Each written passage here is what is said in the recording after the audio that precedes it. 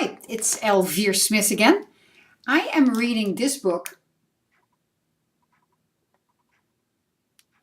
Start, and I really enjoy it. And I just wanted to talk about a piece here in the book that really hit a chord with me. So I feel the need to share it with you. And Jon is talking here about the voices in your head. He sort of talks about fear and a lot of stuff, fear that keeps us from starting. And he talks about the voices in your head. And it's interesting. He says, you know what? You can go into an entire dialogue with them. It's amazing. And you have to be very careful that they just sort of not overtake your conversation, which is what most of the time what happens. But you've got to realize what's going on. You got to stop it. You absolutely got to stop it. And you also have to stop relating it back to your childhood. What was in your childhood was then, what is now, and you can change it. So he's giving an example of what goes on in his mind when he's just sort of having this dialogue with this voice in his head. It is absolutely insanity. So he came up with a couple of things that popped out for him. Like, the voice says, who are you to do that? When he wanted to write a book, the voice in his head says, who are you to write a book? You're not good enough, and you're not this, and you're not that, and you can't write a book like Quitter, and you name it, and he goes into that whole conversation. So who are you is one of those questions we all get asked in our head. Who are you? Who do you think you are? Well, what, he had a good answer. He said, I sometimes don't even think anymore who I am. I just lost myself. Maybe you can help me there. Other question that voice in your head can say to you, especially when you're over 16 or 18 or over 21, is you're too late. Too late. Too late for what? What am I too late for? I mean, you're never too late. You're too late when you're in your grave. Then you're too late to do anything. So you're never too late. And if the voice says that on Monday morning you're too late, you go like, what is your problem? Too late for what? And the other one is, oh gosh, this was mine. It has to be perfect. In order for you to do anything in your life, to accomplish anything, you have to have everything perfect. And so I once learned from one of my mentors a number of years, 6-7 years ago. He did a very nice little thing on stage. He says, I'm just getting started to get started. And that's what most of us do. We just get caught in that horrific loop because we feel it has to be perfect. Well, the question you have to ask yourself is,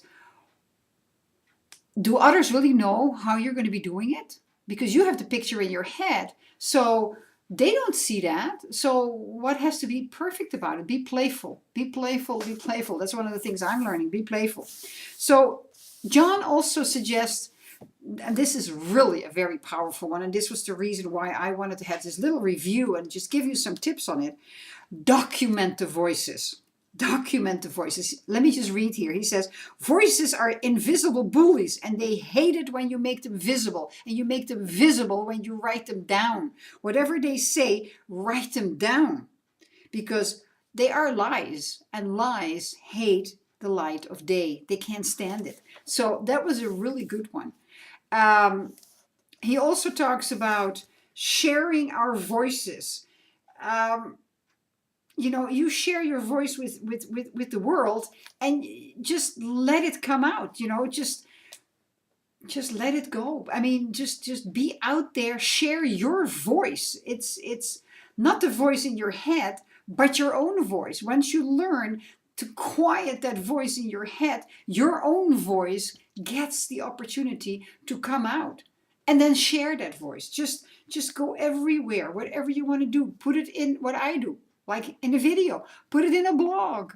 And I can help you with that. That's my passion, to help entrepreneurs just voice themselves, what they're passionate about.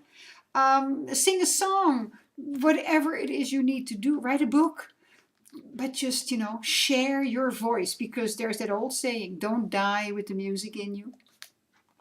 Don't have those regrets 5 minutes before you leave the planet. I wish I would have. I wish I did. Forget it. It doesn't work. You know, fear is learned. There's only two fears that we have, and you know it. It's the fear of falling and the fear of loud noises. All the other fears are taught onto us, and they're kept alive by the media. Because don't forget, when people live in fear, you can manipulate them. Never ever forget that. It's $1 trillion industry to manipulate you. Manipulate you when you feel so fearful you're becoming sick. It's a disease. So be very mindful of that. Manipulate you in whatever, in anything. As long as you believe that and you believe the voices in your head, you are a victim, but you are all powerful. So you got to step up to the plate. Look fear straight in the eye and strangle it. That's one way. The other way is a little bit more nice. You can just simply coax it down the stairs, out the front door, and close the front door. That's more my way. I don't like to fight and argue, because the more you fight, the more they fight back. If you just sort of, gently coax them down the stairs and just let them go. Fear is always in the future. Fear is never now. Fear is always in the future. But so is faith. And fear and faith don't go together. There's only place for one of them. So the choice is yours. Are you going to allow the fear in your life to overtake you? Or are you going to have the faith in a higher power? Whatever it is you want to call that higher power. I call it God. I call it the universe. I call it the source energy, infinite intelligence. Whatever it is you call it. As long as you have the faith, finding answers in the heart. Your heart is your mind. Your mind is your connection to the universe. So just remember, when you trust in the universe, when you have faith in the universe, and you have trust in yourself, and that takes a little bit of doing, but you know what? You're perfect, you're whole, you're complete. Trust yourself. Celebrate little wins.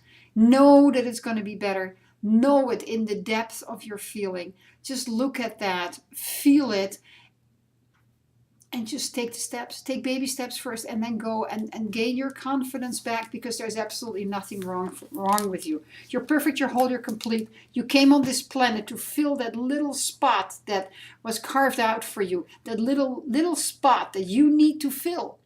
You need to fill it. The world is not complete without you. At this moment, you need to be there. So step into that. Step into your power. Become that wonderful person. That person who brings the message that you want to bring to the masses, and they will learn from you. Be the example. I'm doing my best to be an example as well. I'm working on myself every day. It's not always up, but I'm getting there. It's getting better. I'm mostly on neutral now. Not down anymore. I'm on neutral. That's already a huge win. If you can remain on neutral and only ups, small ups, so much better than just going down. And you have to find yourself climbing that ladder back up again. Stay on neutral as much as you can. I can talk for hours. I don't want to do that because I know you have so much more to do. But I will be back. Because as I'm learning, I love to share, and hopefully you learn from me, if it's only one little nugget, and that would please me immensely. So, God bless you. You can do it. I believe in you.